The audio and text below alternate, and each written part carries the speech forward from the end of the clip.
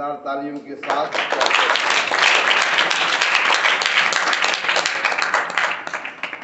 विगत 5 दिनों से गणितीय सदन का आयोजन न हो सका। इसका कारण है कि स्वास्थ्य और कल्याण का प्रशिक्षण प्राप्त करने के लिए हम लोग डाल्टनगंज गए हुए थे। इस कारण यह 5 रोज गणित की सदन स्थगित रही। आज पुनः इस गणित के सदन में हम सब उपस्थित हैं। उसी उमंग, उत्साह, उसी जिज्ञासा, वही तमन्ना और वही मंजिल। हमारी मंजिल यही है कि गणित को हम लोग सीख करके रहेंगे, क्योंकि गणित सीखना अनिवार्य है और गणित को सीखा जा सकता है। ये मेरा मूल मंत्र है। तो आज आपके साथ जिन विषयों के ऊपर हम सब मिलकर के चर्चा करेंगे, उस शीर्षक का नाम है, टॉपिक्स का नाम है भिन्नों के ऊपर गुणन की संक्रिया। अर्थात भिन्नों को आप भिन्नों के बीच गुना कैसे करते हैं और भिन्नों के बीच जो गुना करते हैं तो रिजल्ट में आपको क्या मिलता है। इन्हीं बातों को आज हम जानेंगे। Very clear? What we are going to learn today? We are going to learn today how can we multiply fractions. So this is the today's parliament topics. आइए तो इस टॉपिक्स को आप लोग write down in your notebook. लिख लिया आप लोगों ने? yes, okay. तो क्या are you allowing me to delete it? Yes sir. Okay. आज हम भिन्नों के ऊपर संक्रिया जब हम सीखेंगे तो सभी प्रकार के भिन्नों के ऊपर संक्रिया सीखेंगे, है ना। और फिर इस संक्रिया का यहाँ पर संक्रिया जो सीखना है मात्र संख्याओं के बीच गुना, भाग और जोग और घटाव तक सीमित नहीं है, बल्कि अपनी वास्तविक जीवन के संदर्भ में वस्तुओं के साथ जोड़कर सीखना है। ओके, तो मैं भिन्नों के ऊपर गुणन की संक्रिया की चर्चा आरंभ करूं, उसके पहले मैं जो आपके साथ हम लोग मिलजुल कर सीखे वह बात स्मृति में अभी सलामत है कि नहीं, इसका मैं पहले जांच कर लेता हूं। तो गुणन की संक्रिया संख्याओं के बीच, अभी तक तो हम लोग पूर्ण संख्याओं के बीच गुणन की संक्रिया सीख चुके हैं। तो गुणन की संक्रिया के मतलब क्या है? What do we mean multiplication? संख्याओं के बीच में गुना करने की आवश्यकता कब पड़ती है? When we need to multiply a number with other number. इस बात को तो मैं मेनी टाइम्स आपको बताया हूं। तो आप मुझे बता दीजिए कि संख्याओं के बीच गुना की संक्रिया करने की आवश्यकता कब होती है? When we need to multiply the numbers. In what situations we need to multiply the numbers? Means what is multiplications? Means what kind of operations is said to be multiplications? Multiplication is the one of the most fundamental operation in mathematics. Okay? तो कौन बता सकता है कि संख्याओं के बीच गुना की संक्रिया करने की आवश्यकता कब होती है? When we need. जब सेम अमाउंट बार बार जोड़ी जाती है। Yes, you are right. तो आप सदन को बताओ। When same amount is added to itself again and again. क्या है? मल्टीप्लिकेशन। तो आप बोलिए कब की जाती है? बोलिए सदन में। जब सेम अमाउंट बार बार जोड़ी जाती है तो तब वहाँ पर गुना की संक्रिया की जाती है। वेरी फाइन, समझ गए ना? या same amount is added to itself again and again, where we need to multiply them. अब कोई भी अमाउंट, अब हम होल नंबर से आगे बढ़ रहे हैं, हम कोई भी अमाउंट हो अगर वह बार बार अपने आप से जुट रहा हो तो वहां पर हमें गणित की कौन सी संक्रिया करने की आवश्यकता होती है? गुना की संक्रिया। Very fine, okay, very nice. आपके पास दो ही प्रकार का वस्तु, या तो पूरा पूरा या तो खंडित वस्तु। पूरा पूरा मतलब कि वह वस्तु जो अलग अलग भागों से मिल करके बना हो और सभी भाग उसमें मौजूद हो, तब उसे हम लोग क्या कहते हैं? पूरा वस्तु। और न तो फिर पूरा का क्या होगा? भाग होगा। यही दो प्रकार की हम वस्तु को देखते हैं ना अपने आसपास जी। अब देखिए, यह बताइए, हम आपको सेक्टर है 1 2 3 4 5 6, प्रत्येक पर नंबर 6 लिखा हुआ है। यह बता रहा है कि ऐसे कितने सेक्टरों से जो भी यहां पर होल रहा होगा, होल के रूप में यह वृत्ताकार चक्की रही है। यही होल है, यह होल है जिसको हमने होल कहा, और यह उसका क्या है? पार्ट है। यदि दोनों को मिला दिया जाए, है ना, दो पार्टों में बटी हुई है, तो ये दोनों अमाउंट को मिला देते हैं तो 1 होल, और उसका क्या है? पार्ट। ओके है। अब मुझे बताइए कि यह इस होल का जो पार्ट है, मैं ब्लू ले लेता हूं, ब्लू और दोनों बराबर होल है ना, कलर का अंतर है। तो मुझे बताइए कि यह भी होल इसका पार्ट है, यह भी होल इसी के पार्ट है। तो ये बताइए कि दोनों जो पार्ट है, दोनों का अमाउंट बराबर है या अलग अलग है? दोनों का साइज बराबर है। These two parts have same size. These two parts of the same whole and they have same size. क्योंकि एक दूसरे पर रखने पर वह कंप्लीटली एक दूसरे को ढक ले रहे हैं, इसलिए इसको बोलेंगे कि सेम साइज या सेम अमाउंट। ओके, अब मैं यहां पर एक पिक्चर रख रहा हूं। 1, ऐसे कितने पार्टों से होल बना, इस पर लिखा हुआ नंबर 6 पार्टों से। ओके।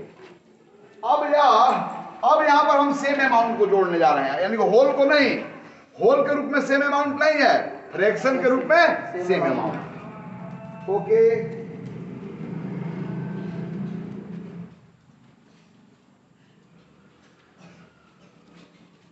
दिख रहा है ना सबको? यस। अब हमारे यहां पर जो टोटल अमाउंट है वह कई पार्टों में बटा हुआ है। कई पार्टों में? अब हम इस 5 पार्टों के बीच में हम चिन्ह लगा देते हैं, प्लस प्लस प्लस प्लस, समझ लो ना, लगा हुआ ना? आप अब मुझे बताइए कि इन सभी पार्टों को बीच में जोड़ना है। जोड़ना का मतलब क्या होता है? सबको मिला देना, राइट है ना?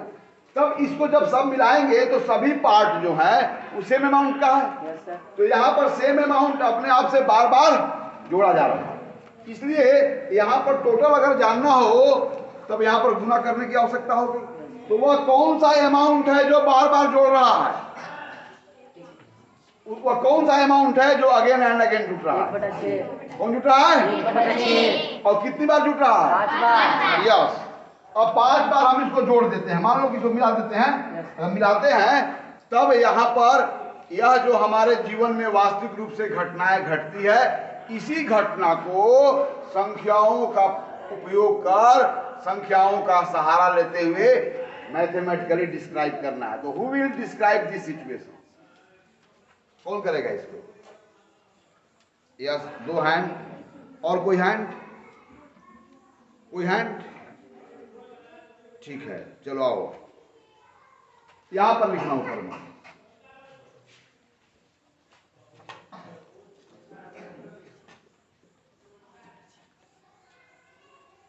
Very fine.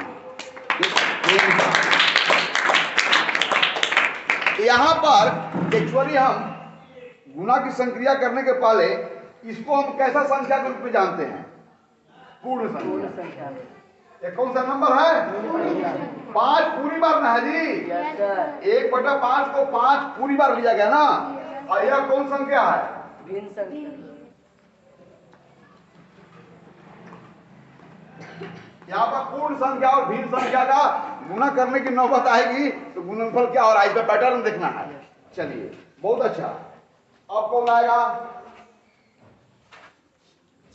आओ, अब मैं दे रहा हूं।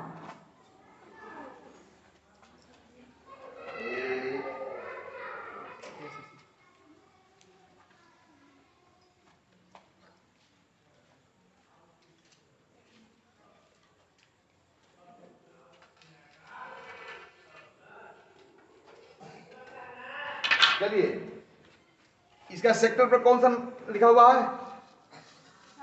7। तो ऐसे कितने पार्ट मिलेंगे तो यह होल बन जाएगा? कितने पार्ट ऐसे मिलाएंगे तो ये होल बन जाएगा? 7 पार्ट। या क्या मैं सेम अमाउंट को जोड़ रहा हूं? मैं सेम अमाउंट को जोड़ रहा हूं। Yes sir. चलिए, कौन लिखेगा? और कोई? और कोई? या कौन सा अमाउंट जुट रहा है बार बार और कितनी बार जुट रहा है? यह पहला जो है, यह जो है पहला संख्या जो आता है उसको हम लोग बोलते हैं मल्टीप्लायर, और इसको बोलते हैं मल्टीप्लिकेंड। यानी कि कौन अमाउंट जुट रहा है तो वह बाद में आएगा, कितनी बार जुट रहा है पहली बार आएगा। और जब 1/6 5 को हो गया तो कुल कितना हो जाता है? 5/6, यानी 5 पार्ट है, जब वैसे 6 पार्टों से होल बना है, सीधा सा अर्थ है। और कौन आएगा? चलो तुम आओ लड़की, तुम आओ। चलो, एक कर्नल सोफिया बनेगी तुम। चलो,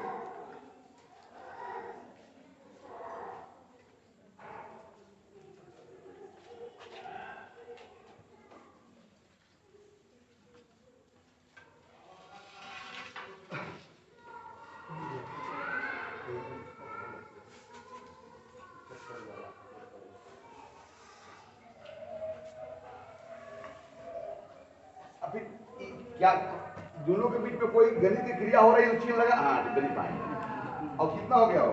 देखो तो एक पार्ट यह जो है, यह इकाई भिन्न है, इसको क्या लिखोगी? क्या लिखी हो? अरे क्या लिखी हो? अब कितना हो जाएगा?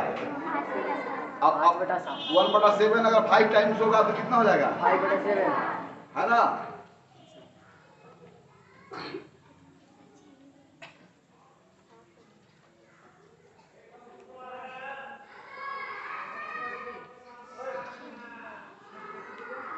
नहीं, कैसे होगा?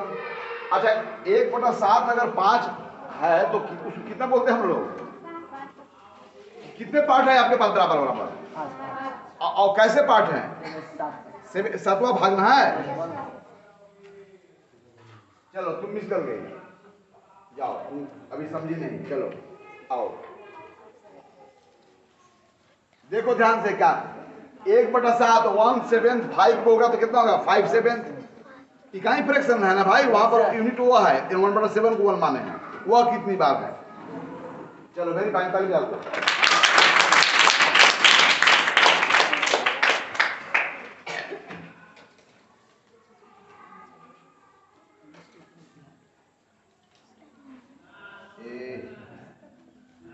क्या हो निकालो भाई।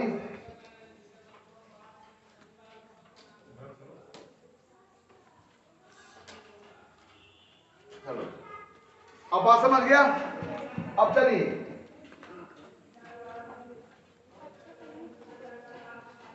देखो अब मैं दूसरे तरीके से रख रहा हूं।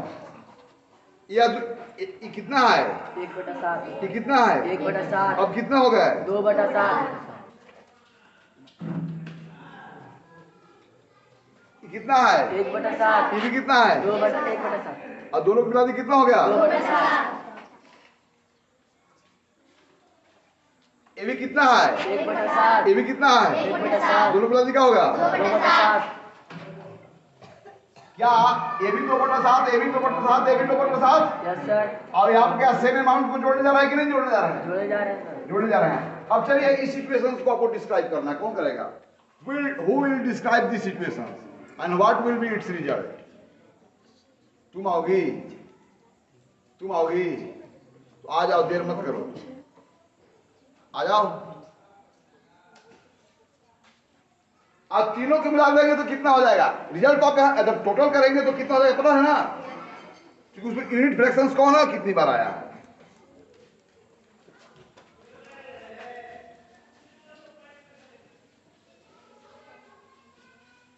चलो, सही है? नहीं सर। सही है? नहीं सर। गलत हो? गलत है। Who will make it correct? कौन करेगा? सर हाँ, कौन करेगा? हम। छोटा बच्चा कौन है इसमें? सबसे छोटा कौन है? चलो तुम ही आओ सुधारो।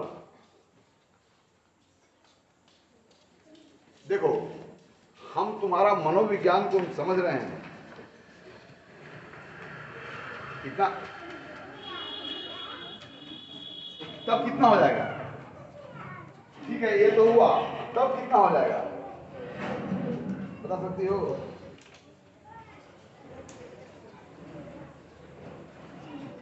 चलो एक दो अब चलो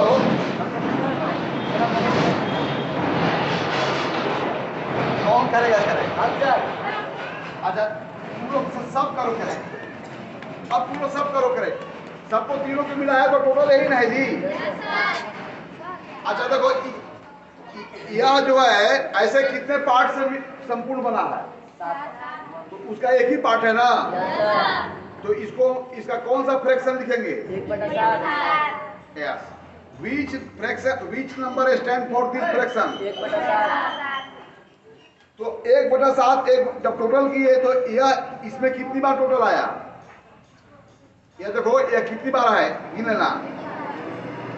3 बार, 4 बार, 5 बार। टोटल कितना है? 5/7। ये टोटल क्या बोलेंगे हम लोग? 5/7। यस। तो इस 5/7 है और एक छूट गया यहाँ पर ना। Yes sir. अब कितना हो गया? 6/7। तो इनको अलग अलग मिलाने पर यह देखो और यह देखो, तो यह जो है 2/7 3 टाइम्स आया है। और 2/7 को अगर हम लोग सब मिला दिए तो वह जो इकाई फ्रैक्शंस है वह कितनी बार हो गया? 6/7। कितना हो गया? 6/7। और कुछ रिजल्ट लिखो, या पैटर्न देखना है। कितना हो गया? 6/7। हाँ ठीक है, ऑब्जर्व करना पैटर्न को। यहाँ पर कोई मैं नियम नहीं बता रहा हूँ, वास्तव में क्या हो रहा है उसको ऑब्जर्व करो, तब देखो कोई पैटर्न या कोई नियम का फॉलो करके रिजल्ट को प्राप्त किया जा रहा है कि नहीं। होल नंबर को जब हम फ्रैक्शन से मल्टीप्लाई कर रहे हैं तो यहाँ पर जो रिजल्ट मिल रहा है प्रोडक्ट, वह प्रोडक्ट में इनके संख्याओं के बीच में कोई नियम फॉलो किया जा रहा है कि नहीं, इसी को ऑब्जर्व करना है। इन बाद में हम लोग नियम सीख जाएंगे। चलो फिर देखना, चलो ये देखो, यह सभी सेम साइज का होल है और इसका जो त्रिज्या खंड पर 8 लिखा हुआ है, जिसे पता चलता है कि ऐसे 8 टुकड़ों से वह होल बना होगा, जिसको हम लोग होल कर रहे होंगे। और इसका होल में एक वृत्ताकार चक्ति है ही ना है। चलो तो यह कितना है? 1/8। यह कितना है? 1/8। तो दोनों मिला दिए तो कितना हो गया? यह कितना है? 1/8। दोनों कितना मिला दिए? 2/8। तो हम लोग सेम अमाउंट को जोड़ रहे हैं ना। Yes sir. ये कितना है? 2/8।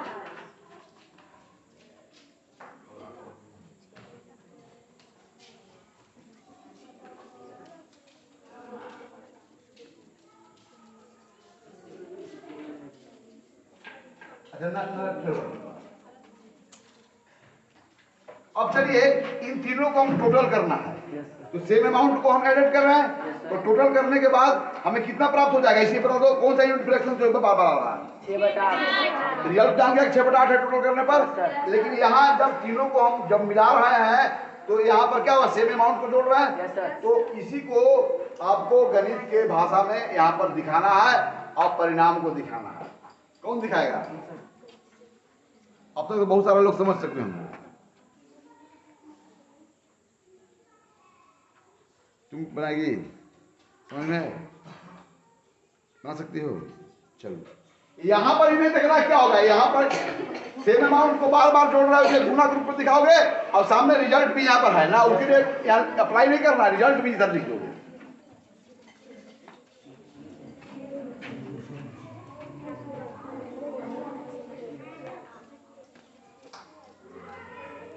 वहां रिजल्ट देखो, वेरी फाइन, गुड, ताली बजा दो।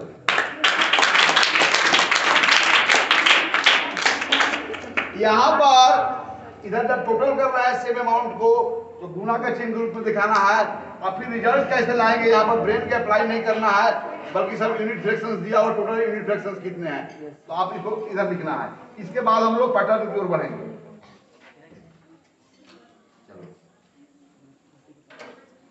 अब आइए यहां से अब हम लोग निष्कर्ष ले डिसीजन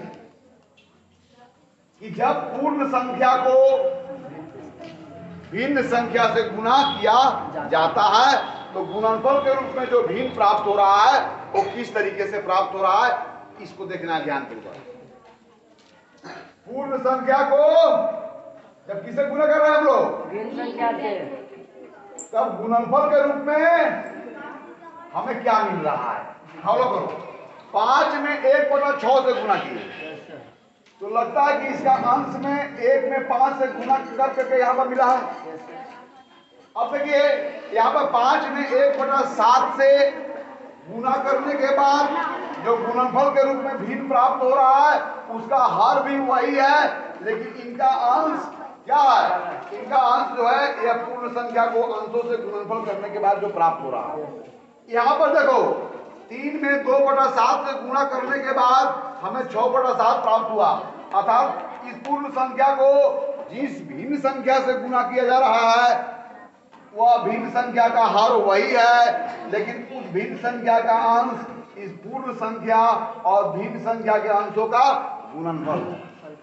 यहाँ पर भी देखो एक पूर्ण संख्या को जब भिन्न संख्या से गुना किया गया तो गुणनफल के रूप में हमें भिन्न संख्या प्राप्त हुआ जिसका हर जो है फैक्टर फ्रैक्शंस के हर का बराबर है और जिसका अंश पूर्ण संख्या और इनके अंशों का गुणनफल है। ओके समझ गए। तो इस पैटर्न के अनुसार अगर 5 में हमें 5/16 से गुना करना हो तो रिजल्ट के रूप में जो फ्रैक्शंस प्राप्त होगा उसका हर भी 16 होगा लेकिन इसका अंश इस पूर्ण संख्या और इस अंशों का गुणनफल होगा। तो कितना हो जाएगा 25। पैटर्न समझ गए ना। तो जब हम पूर्ण संख्या को भिन्न संख्या से गुना करते हैं तो गुणनफल के रूप में जो हमें भिन्न प्राप्त होता है उसका हर जो है सब फैक्टर फ्रैक्शन का ही हर होता है लेकिन अंश पूर्ण संख्या और अंशों का गुणनफल होता है। ओके समझ गए ना। इसलिए 2-4 मैं यहाँ पर एग्जांपल दे रहा हूँ आप लोग 1 by 1 आकर के अब गुना करके गुणनफल को बताएंगे। तो आप समझे ना कि पूर्ण संख्या को जब भिन्न संख्या से गुना करते हैं तो गुणनफल के रूप में हमें वही हर क्यू प्राप्त होता है और अंश जो होता है वो फैक्टर के फ्रैक्शंस का जो हर है अब पूर्ण संख्या उनका गुणनफल क्यों होता है। आप समझ गए। अब मैं यहाँ पर लिखता हूँ 6 गुने 3/10 20 गुने 5/36 9 गुने 6/17 3 गुने 12/37। चलिए सबका आपको प्रोडक्ट लिखना है। अब तो पैटर्न सीख गया। कौन लिखेगा बहुत सारे हैं कौन अब तो बहुत हो गए। देखो क्यों हो गया कि आपने इस घटना को अपनी आंखों से देख लिया। तो गणित में जब घटनाओं को अपनी आंखों से देखते हैं तो फिर उसका उत्तर बहुत ही आसान हो जाता है ना।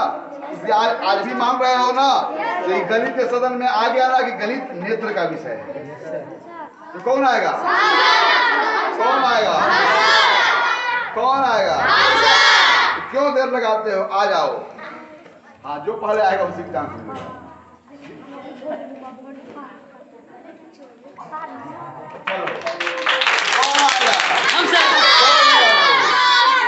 कौन आएगा दौड़ लगाओ।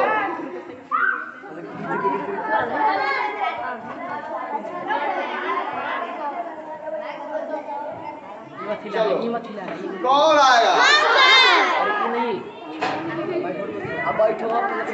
नहीं आप लोग प्लीज बैठो।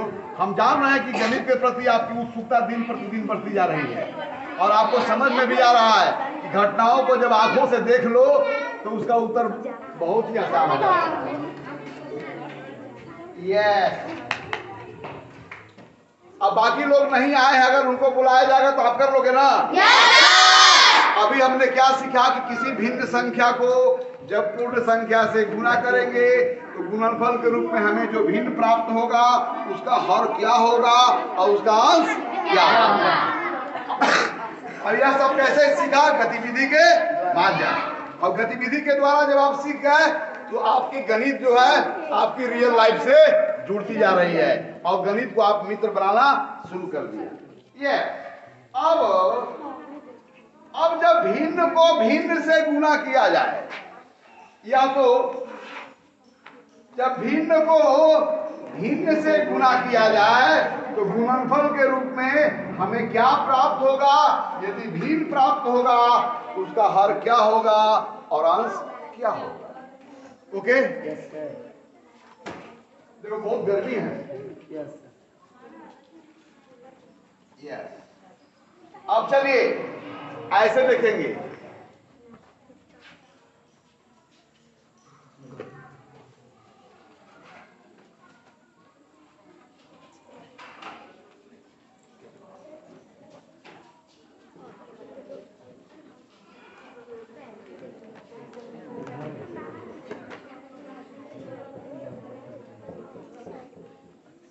यहाँ पर अभी हम लोग सभी तरह के भिन्नों के ऊपर गुना की जाएगी। यहाँ पर क्योंकि हम लोग यात्रा सिंपल से हो रहा है ना। देखो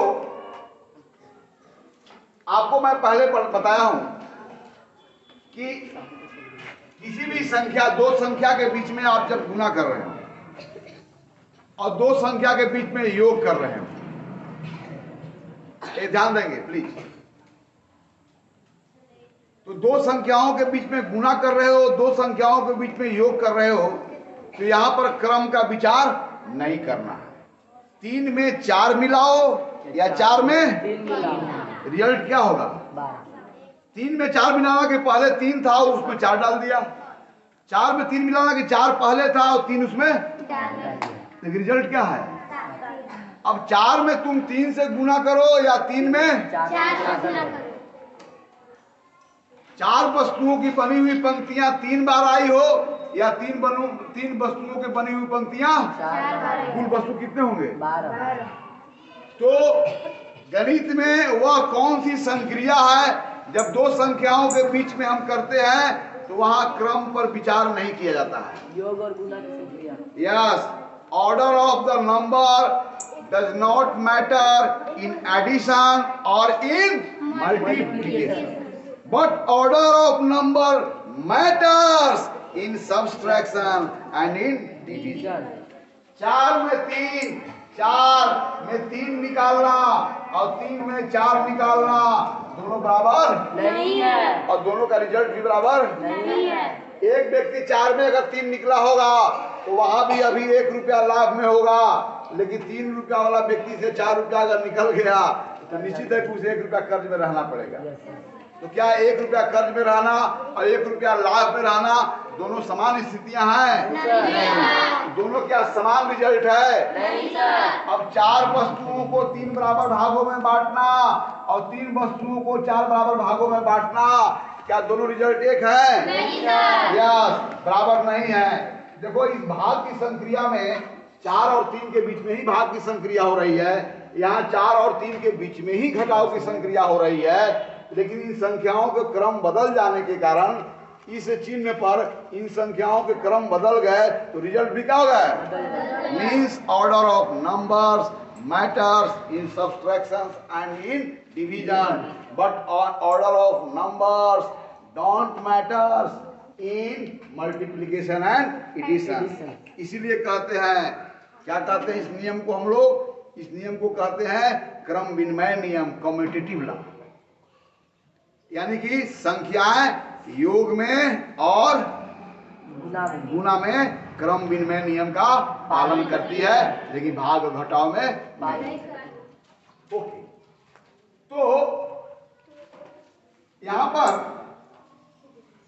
जरा समझेंगे। वैसे इसमें चर्चा हो गई है। ऑफ, यहां पर ऑफ आता है किस रूप में? देखो हाफ कितनी बार आया है? यहाँ पर हाफ कितनी बार आया है? 2 बार। यहाँ पर हाफ कितनी बार आया है? 3 बार। चलिए हाफ अगर एक बार आया है तो क्या लिखेंगे? हाफ। हाफ अगर 2 बार आया है तो क्या लिखेंगे? Half plus half. मल्टीप्लाई है तो से मल्टीप्लाई मतलब सेम अमाउंट का एडिशन है। Yes sir. हाफ गुने 3 मतलब क्या होगा बोलो? Half plus half plus half plus half plus. अब चलो यहां से देखा जाए। हाफ का हाफ देखो, अगर 1/2 अगर एक बार कंप्लीट आया है तो कितना होगा? या देखो 1/2 है कि नहीं? Yes sir. और 1/2 अगर 1/2 है और एक ही बार लिया गया है तो कितना होगा? 1/2। लेकिन 1/2 गुने 1/2 में क्या हुआ? आधा जो है वो एक बार पूरा नहीं आया है। क्या बार आया है? आधा। ओके, तो यहां पर देखा जाए निश्चित है, यहां पर देखो जरा 1/3/2 2/2 1/2 इसमें हम बदलते हैं।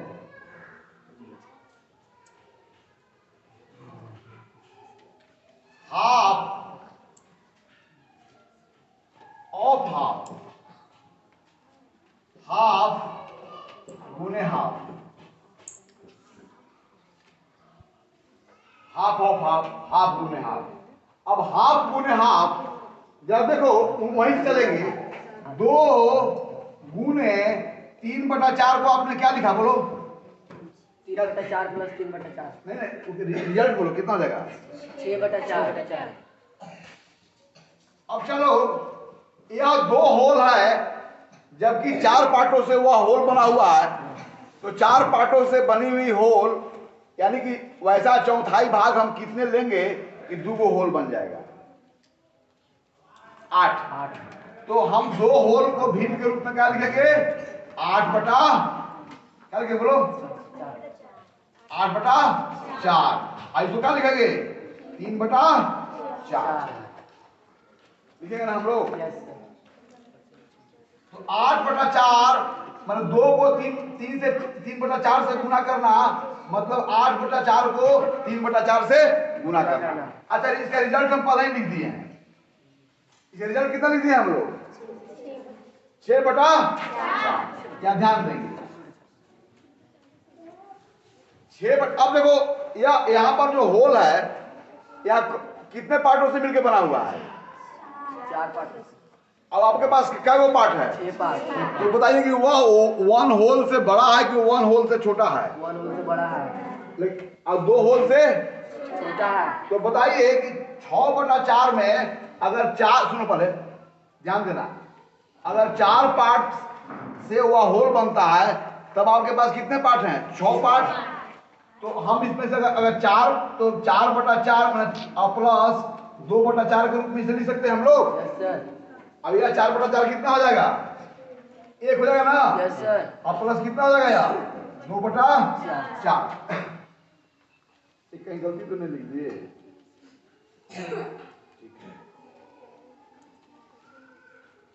चलिए अब देखिए जरा, इसको हम अंश से अंश में गुना करते हैं। Yes sir. और हर से हर में गुना करते हैं। तो कितना हो जाएगा बोलो? 24/16। अब बटा क्या हो जाएगा? 24। लेकिन आपको उत्तर देने के पहले भिन्नों को सरलतम रूप में लिखना होता है। Yes sir. तो 24 और 16 का में अगर सरलतम रूप में लिखना है तो इनके मसा से डिवाइड करना होगा। तो वो कौन बड़ी से बड़ी संख्या है जो 24 और 16 को डिवाइड करती है? 8। तो कितना हो जाएगा? 3/, कितना हो जाएगा? 3/2। तो क्या गलत है यहाँ पर? कहाँ गलत है?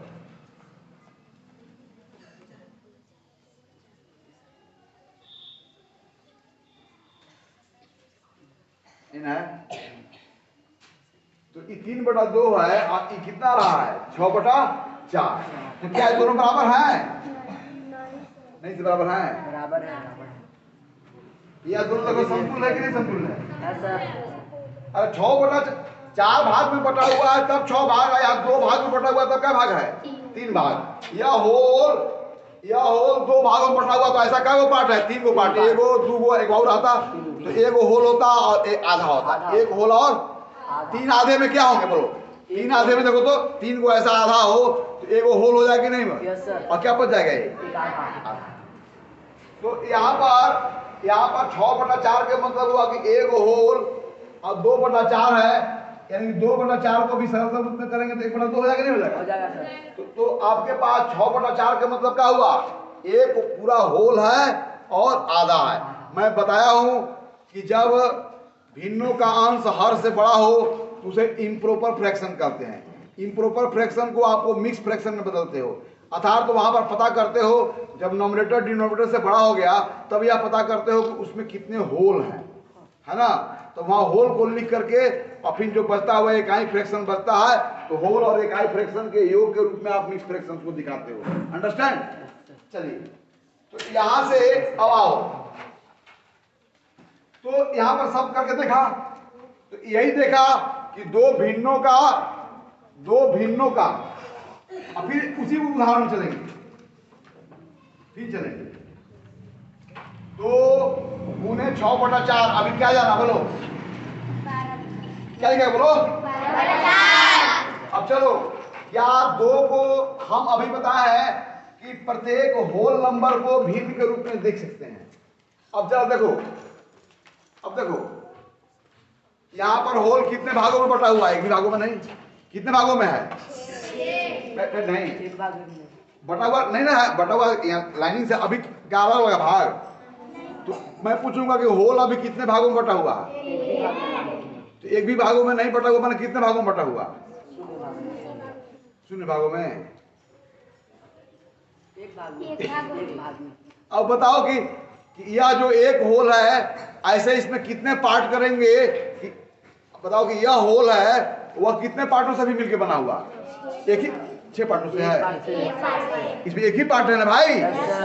यानी कि होल जब एक पार्टों से मिलकर के बना हुआ है, जब होल एक ही पार्टों से मिलकर बना हुआ है, एक पार्ट से ही होल बन जाता है, मतलब उस होल का डिवीजन नहीं किया गया। तो यह होल जब एक पार्टों से मिलकर बना हुआ है तो ऐसे कितने पार्ट है आपके पास? 2। तो क्या बोलेंगे भिन्न के भाषा में? 2/1। ऐसी 2/1 को आप कहते हो 2 ना, क्योंकि इकाइयां 2 बार आई है। तो हम 2 को फ्रैक्शन के रूप में हम क्या लिखेंगे बोलो? 2/1। और यहाँ पर क्या हो गया? 6/4। और रिजल्ट क्या है हमारे पास? 12/4। देखो यहाँ पर पैटर्न देखो जरा। अब 3 गुने 5/12 कितना है बोलो? रिजल्ट बोलो। अब यहाँ पैटर्न ढूंढ लो। 3 को हम इस होल को 3 होल, यानी किसी होल जब एक ही भागों से मिलकर के होल बन जाता हो तब उसके तुलना में कितने पार्ट होंगे? कितने पार्ट होंगे 3 होल के लिए? जब ऐसे एक ही पार्ट से होल बना हुआ हो और ऐसे आपके पास 3 होल है तब उसको भिन्न की भाषा में क्या लिखेंगे? 3/1। चलिए, अब इन दोनों संख्याओं से पैटर्न ढूंढ लो। यहाँ पर जरा देखो, यहाँ पर जो गुणनफल के रूप में जो भिन्न प्राप्त हो रहा है इसका अंश इनके अंशों का गुणनफल है और इनका हर इनके हरों का गुणनफल है। नहीं है, गुणनफल है। अब चलो 2 गुने 6/4, रिजल्ट आपके पास है 12/4। अब चलो 2 को मान लो कि वह संपूर्ण अगर 4 भागों से मिलकर बना हुआ था, बटा होता, जिसको 2 होल बनते हैं तो 4 भागों से मिलकर के बटा हुआ होता, तब इस 2 होल में ऐसे कितने पार्ट हो जाते हैं? 8 पार्ट। 8। तो 8/4 हो गया। अब उन्हें क्या हो गया? 6/4। अब हम जरा देखते हैं तो यहाँ पर दोनों का अंश में करेंगे तो कितना होगा? 8/48 और जब लोग 16। इसको सिंपलेस्ट फॉर्म में लिखोगे तो क्या हो जाएगा? 12/4। रिजल्ट यहाँ पर है। तो हम रिजल्ट को पहले लिख रहे हैं और फिर जब इस पूर्ण संख्या को भिन्न के रूप में प्रकट करके देख रहे हैं तब हम क्या देख रहे हैं कि इसका जो रिजल्ट है यहाँ पर इनके भिन्नों के हरों का गुणनफल में यह हर है और इन भिन्नों के अंशों के गुणनफल में इनका हर है। अंडरस्टैंड? अर्थात 2 भिन्न की जब हम गुना करेंगे तो गुणनफल में जो भिन्न प्राप्त होगा उसका अंश है ना, उसका अंश फैक्टर फ्रैक्शंस के अंशों के गुणनफल के बराबर होगा और उसका हर फैक्टर फ्रैक्शंस के हरों के गुणनफल के बराबर होगा। अंडरस्टैंड? चलिए, वेरी फाइन, आप समझ गए। तो दो भिन्न संख्याओं का गुणनफल में प्राप्त भिन्न का अंश है ना, उनके अंशों का गुणनफल होता है और हर उनके हरों का गुणनफल होता है। यस। अब चलिए मैं दे रहा हूं 5/6 गुणे 3/9, 7/10 गुणे 5/13, 4/3 गुणे 8/9, 9/5 गुणे 7/8। चलिए ready? Okay. Who will write down the product of this fractions? कौन लिखेगा? तुम लिख दी। अब एक नियम बताया कि दो यानी कि कोई भिन्न हो a/b और दूसरा भिन्न हो c/d, तो इसमें जब गुना करेंगे तो गुणनफल के रूप में जो भिन्न प्राप्त होगा उसका अंश इसके अंशों का गुणनफल होगा और उसका हर इनके हरों का गुणनफल होगा। अभी तो यही ना ऑब्जर्व किया जी। तो अब रेडी हो? कौन आएगा पहले? चलो एक एक बताते जाना है।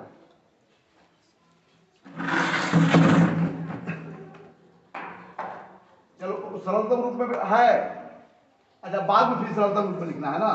चलो सेकंड फ्रैक्शंस का सेकंड प्रॉब्लम का कौन प्रोडक्ट लिखेगा? जल्दी आओ, देर नहीं करना, फटाफट आओ।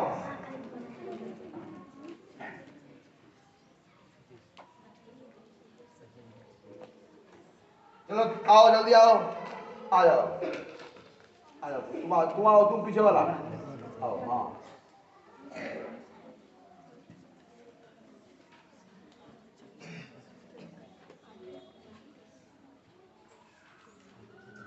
बड़ा लिखो, बड़ा लिखो।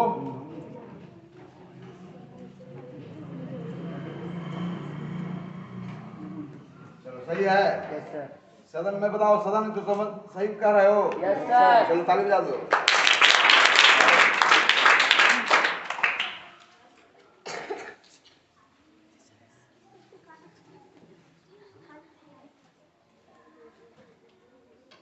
Very fine.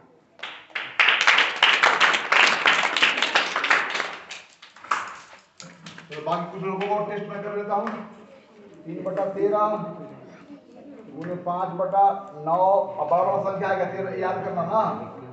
4/10 गुणे 10/30, 8/14 गुणे 3/3। आओ कौन बनाएगा? हम सर।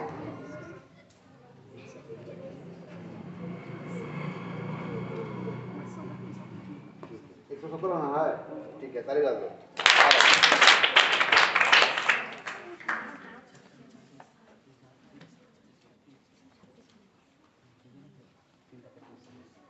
मेरी पानी आओ, तुम्हारे था ना, तुम एक बार बनाया ना है, दूसरा चांस दो। तो कौन आएगा?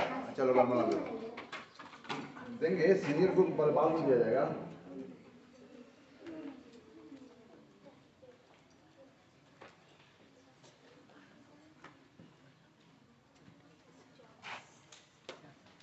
ठीक, मेरी पानी।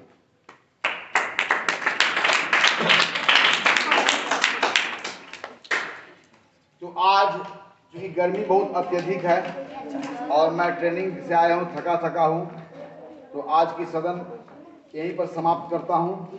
और समाप्त के पूर्व हम मुख्य बिंदुओं को एक बार हाईलाइट कर रहे हैं, बड़े ध्यान से समझेंगे। आज की सदन में आपके साथ भिन्नों के ऊपर गुणन संक्रिया के बारे में चर्चा हुई। पहले यह चर्चा हुई कि पूर्ण संख्या को जब भिन्न संख्या से गुना करते हैं तो रिजल्ट में जो हमें भिन्न प्राप्त होता है उसका अंश को कैसे प्राप्त करते हैं और उसका हर कौन सा हर होता है। फिर उन्हीं बातों से जब हम आगे चले तो हमें दो भिन्न संख्याओं के बीच में गुणनफल के रूप में उसी पूर्ण को हम जब भिन्न के रूप में प्रकट किए और गुणनफल के बीच में जब पैटर्न देखा तो यही देखा कि दो भिन्नों के गुणनफल के रूप में जो भिन्न प्राप्त होता है उसका अंश दिए गए भिन्नों के अंशों का गुणनफल होता है, साथ ही साथ उसका हर जो है ना गुणनखंड भिन्नों के हरों का गुणनफल होता है। यानी कि दो भिन्न संख्याओं को गुणा कर रहे हो तो गुणनफल में प्राप्त भिन्न का अंश गुणनखंड भिन्नों के अंशों का गुणनफल होता है और उनका हर गुणनखंड भिन्नों के हरों का गुणनफल होता है। यह बात याद हो गई ना? इसको लिखने की कोई आवश्यकता नहीं ना है। तो आज हम लोग भिन्नों की संक्रिया, गुणन संक्रिया के बारे में चर्चा की और कल हम लोग भिन्नों के ऊपर भाग की संक्रिया कैसे करते हैं इसके बारे में सीखेंगे। तब इसके बाद हम भिन्नों को अपने व्यवहारिक जीवन में किस किस प्रकार की समस्याओं में उसका उपयोग करते हैं, इन बातों पर विस्तार पूर्वक चर्चा होगी अगले सदन में। आज यहीं पर स्थगित होता है।